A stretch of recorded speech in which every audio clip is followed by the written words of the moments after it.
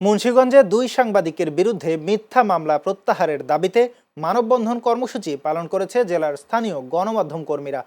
রোববার মুন্সিগঞ্জ প্রেস ক্লাবের সামনে মানববন্ধন কর্মসূচি পালন করা হয়। এরপর জেলা স্বাস্থ্য বিভাগের তৃতীয় শ্রেণীর কর্মচারী ও মামলার বাদী অভিযুক্ত মিজানুর রহমানের বিরুদ্ধে আগামী 7 দিনের মধ্যে ব্যবস্থা গ্রহণের আলটিমেটাম দিয়ে বিক্ষোভ করেন সাংবাদিকরা।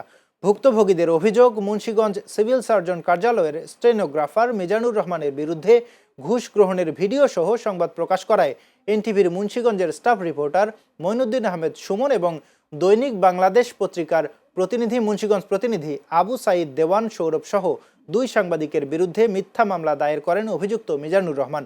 দ্রুত মিথ্যা মামলা প্রত্যাহার সহ সাংবাদিকদের হয়রানির তীব্র প্রতিবাদ জানানো হয় কর্মসূচিতে।